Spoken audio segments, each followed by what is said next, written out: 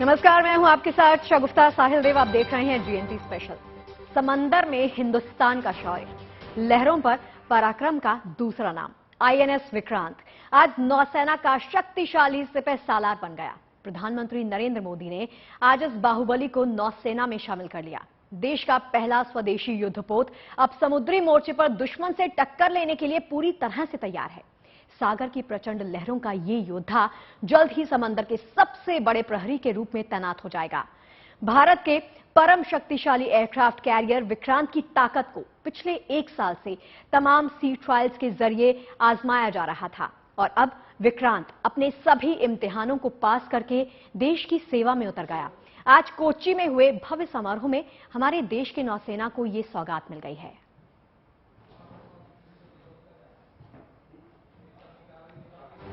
विक्रांत विशाल है, विराट है, विहंगम है। विक्रांत विशिष्ट है, विक्रांत विशेष भी है। विक्रांत केवल एक युद्धपोत नहीं है, ये 21वीं सदी के भारत के परिश्रम, प्रतिभा, प्रभाव और प्रतिबद्धता का प्रमाण है।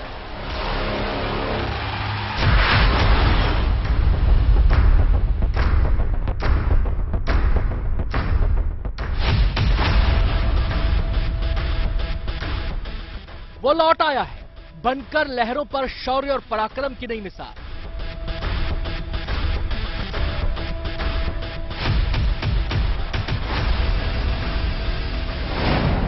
वो लौट आया है बनकर हिंदुस्तान की जल सीमा का नया रक्षक।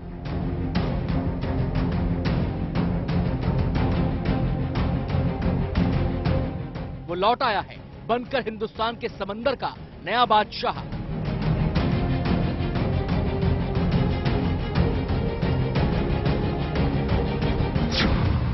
वो लौट आया है जिसे हम फक्र से कहते हैं आईएनएस विक्रांत।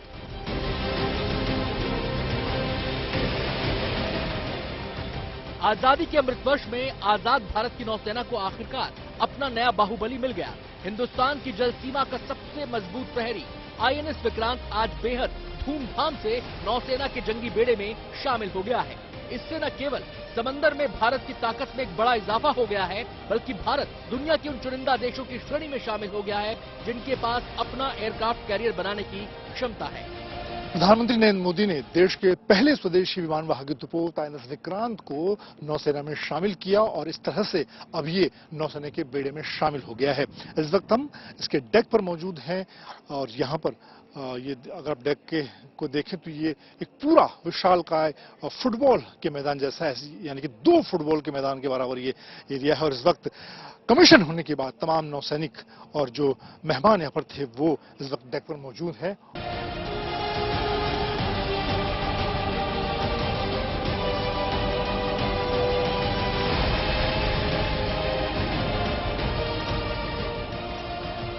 प्रधानमंत्री मोदी ने कोच्चि में आईएनएस विक्रांत को नौसेना में शामिल किया तो ये गौरवशाली पल इतिहास के पन्नों में सदा के लिए दर्ज हो गया।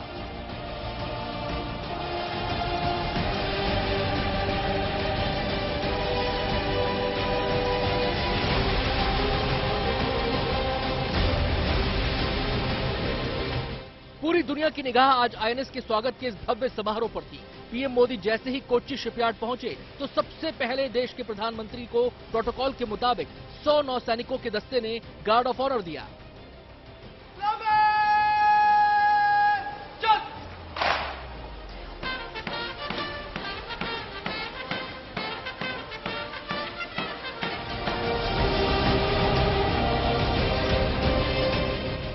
सुबह 10:45 पर देश के प्रधानमंत्री ने देश में बने सबसे बड़े युद्धपोत को नौसेना के हवाले कर दिया। इसके साथ ही 31 जनवरी 1997 को नेवी से रिटायर हुए आईएनएस विक्रांत का करीब 25 साल बाद पुनर्जन्म हो गया।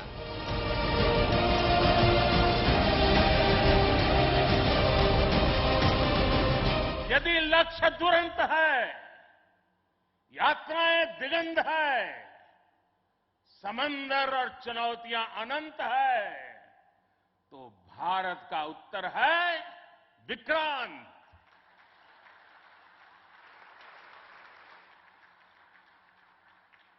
आजादी के अमृत महोत्सव का अतुलनीय अमृत है विक्रांत।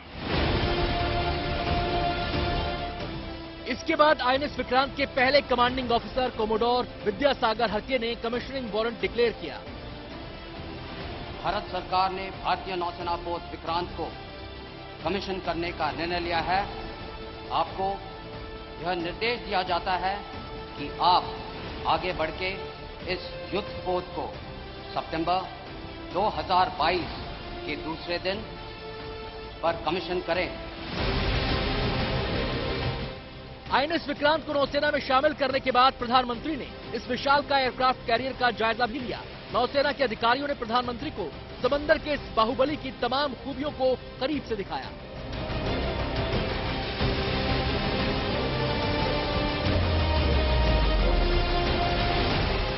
प्रधानमंत्री मोदी आईएनएस विक्रांत पर पहुंचे तो आसमान में उड़ते नौसेना के ध्रुव, चेतक और कोमोव हेलीकॉप्टर ने उनका अभिवादन भी किया।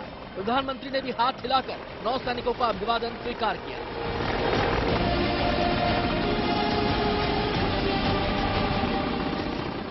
जब प्रधानमंत्री आईएनएस विक्रांत को नौसेना में शामिल कर रहे थे, उस वक्त नौसेना के तमाम ताकतवर विमान इस ऐतिहासिक पल को हवाई सलामी दे रहे थे।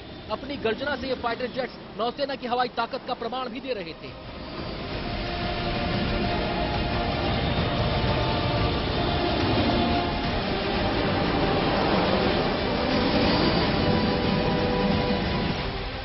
समंदर के इस बाहुबली के नौसेना में शामिल होने से हिंदुस्तान की करीब 7,500 किलोमीटर की समुद्री सरहदें दुश्मनों की नजरों से महफूज हो गई हैं। भारतीय सेना लहरों पर राज करती है और अब इसके तरकश में समंदर के सिकंदर विक्रांत के तौर पर एक और अचूक तीर जुड़ गया है।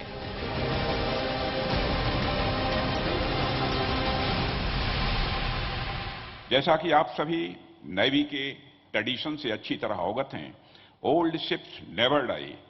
1971 के युद्ध में अपनी शानदार भूमिका निभाने वाले विक्रांत का यह नया अवतार अमृतकाल की उपलब्धि के साथ साथ हमारे फ्रीडम फाइटर्स और ब्रेव सोल्जर्स को भी एक विनम्र श्रद्धांजलि है।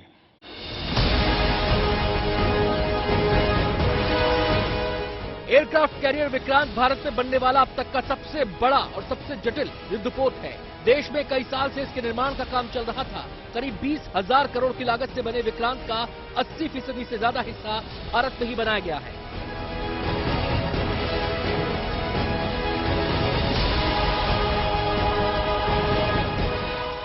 साथियों,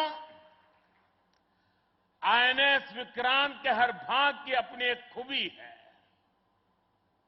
एक ताकत है, अपनी एक विकास यात्रा भी है। ये स्वदेशी सामर्थ्य, स्वदेशी संसाधन और स्वदेशी कौशल का प्रतीक है।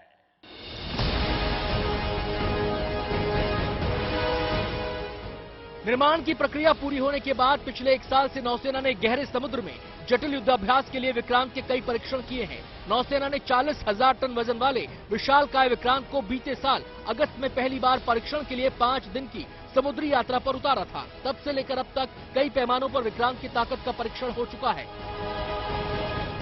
जैसे हम लास्ट अगस्त में पहली बार सेल किए थे, उसी समय हमने 22 बार टच डाउन किया था, हेलीकॉप्टर लैंडिंग की थी। सो एक ये मेरे जानकारी के अनुसार एक रिकॉर्ड है। तो हमने फ्लाइट ट्रायल्स तो ऑलरेडी शुरू कर दिए हैं, फ्लाइट इंटीग्रेशन शुरू हो गया है।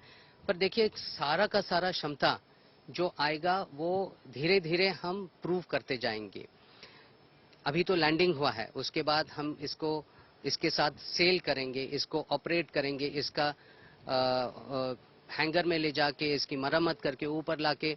सो एक ऐसा माहौल और पूरी कॉम्बैट कैपेबिलिटी अचीव करना एक हमारा कमीशनिंग के बाद ध्येय होगा। अब तक समुद्री सरहदों की रक्षा की जिम्मेदारी भारत का एयरक्राफ्ट कैरियर आईएनएस विक्रमादित्य उठा रहा था, लेकिन वक्त के साथ समंदर में बड़ी होती चुनौतियों के बीच अब आईएनएस विक्रमादित्य को आईएनएस विक्रांत का साथ मिल गया है। इसके साथ ही भारत का सुरक्षा कवच कई गुना मजबूत हो गया है, जिसके रहते दुश्मन हिंदुस्तान की तरफ आंख उठाने की हिम्मत नहीं करेगा। कोच्चि में आईएनएस विक्रांत से अभिषेक भल्ला के साथ Manjeet Negi, good news today. देखिए, आईएनएस विक्रांत नौसेना को ऐसे वक्त में मिला है जब भारत और चीन कई मोर्चों पर विवाद से जूझ रहे हैं। हिंद महासागर में चीन का बढ़ता प्रभाव भारत ही नहीं बल्कि पूरी दुनिया के लिए एक मुश्किल सवाल बनकर उभरा है। चीन ने पिछले दशक में हिंद महासागर क्षेत्र में अपनी उपस्थिति कई गुना बढ़ाई। ऐसे में भारत के लिए ज्यादा सावधानी बरतना और अपनी नौसेना की ताकत को बढ़ाना जरूरी हो गया। वैसे देखिए, भारत ने कई साल पहले विक्रांत के आइडिया पर काम करना शुरू कर दिया था। आपको समझाते हैं कैसे। 1999 में कारगिल युद्ध के बाद ही एक एयरक्राफ्ट कैरियर का प्रस्ताव रख दिया गया था। पूर्व प्रधानमंत्री अटल बिहारी वाजपेयी की सरकार के दौरान इस प्रस्ताव को मंजूरी भी मिल गई थी।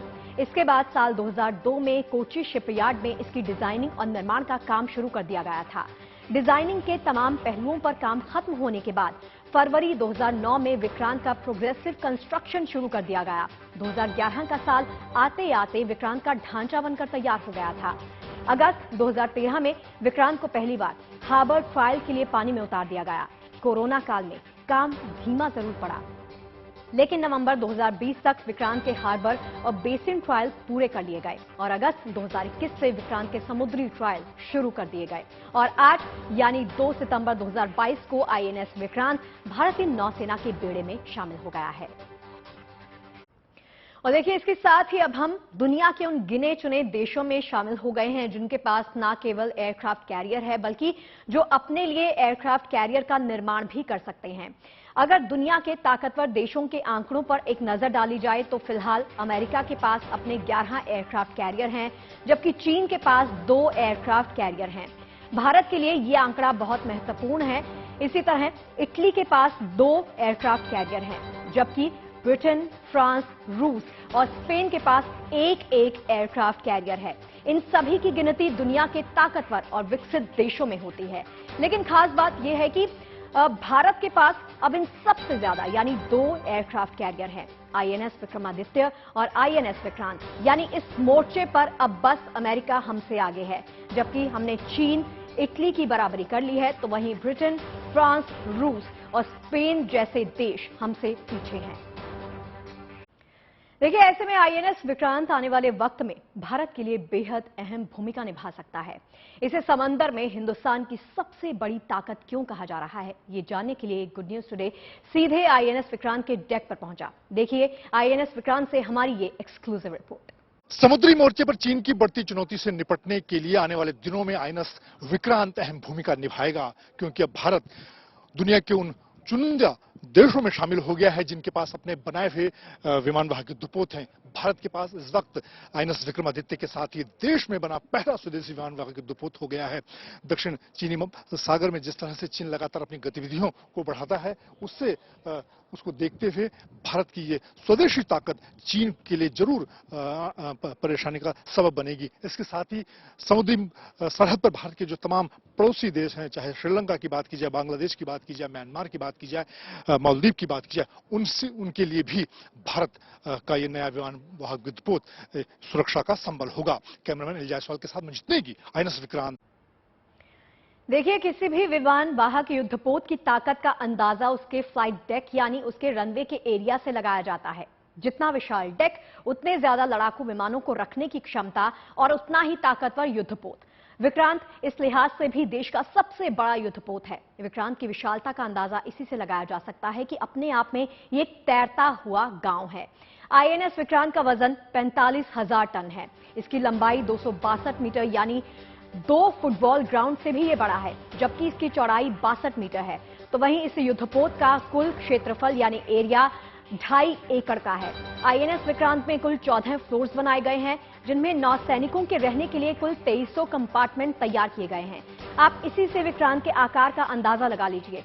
इसे यूं ही तैरता हुआ शहर नहीं कहा जा रहा। आईएनएस विक्रांत ऐसे ताकतवर टरबाइन से लैस है जो इसे 1,10,000 हॉर्स पावर की ताकत देते हैं। और यही वजह है कि विक्रांत भारत का अब तक का सबसे शक्तिशाली एयरक्राफ्ट कैरियर है। और इतने ताकतवर जहाज को ऑपरेट करने के लिए इस युद्धपोत पर एक साथ 1700 नौसैनिक तैनात किए जा सकते हैं। तो वहीं विक्रांत पर एक साथ 30 फाइटर एयरक्राफ्ट तैनात किए जा सकते हैं। इसके हैंगर और डेक की तस्वीरें हमने आपको दिखाई थी। इसमें एक बार में 20 लड़ाकू विमान और 10 हेलीकॉप्टर तैनात किए जा सकते हैं। इस पर MiG-29K और दूसरे हल्के लड़ाकू विमान भी तैनात किए जा सकेंगे। इस पर फ्रांस के रफाल और अमेरिका के F-18 हॉर्नेट लड़ाकू विमान को तैनात किया जाएगा। नौसेना के लिए भारत में निर्मित लाइट कॉम्बैट एयरक्राफ्ट LCA तेजस भी इस एयरक्राफ्ट कैरियर से आसानी से उड़ान भर सकते हैं। इसके साथ ही रोमियो हेलीकॉप्टर की तैनाती भी विक्रांत पर की जा सकती है। तो वहीं इस पर 10 कामोव 31 या वेस्टलैंड सी किंग हेलीकॉप्टर भी तैनात किए जा सकते हैं। तो देखिए, इतना ताकतवर, इतना शक्तिशाली है हमारा विक्रांत, तभी तो नौसेना में इसके शामिल होने को लेकर खासा उत्साह देखा जा रहा है। वैसे भारत की नौसेना के लिए आज दोहरी खुशी का दिन था। जहां एक तरफ आज नौसेना को विक्रांत मिल गया, तो वहीं भारतीय नौसेना को आज एक नई पहचान भी साथ में मिल गई। प्रधानमंत्री नरेंद्र मोदी ने नौसेना के नए ध्वज का अनावरण किया। ये नया ध्वज छत्रपति शिवाजी महाराज से प्रेरित है। क्या खास है नौसेना की इस नई पहचान में, आइए देखते हैं।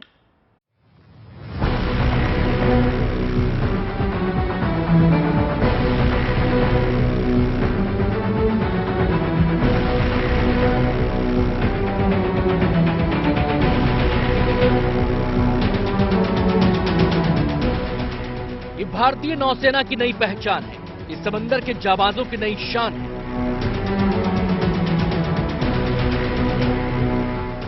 आज का दिन भारतीय नौसेना के लिए दो ऐतिहासिक पल लेकर आया। एक तरफ लहरों का महायोद्धा INS विक्रांत नौसेना में शामिल हुआ और इसी के साथ ही भारतीय नौसेना को नई पहचान भी मिल गई। INS विक्रांत को नौसेना में शामिल करने के बाद प्रधानमंत्री ने नौसेना के नए ध्वज का अनावरण भी किया।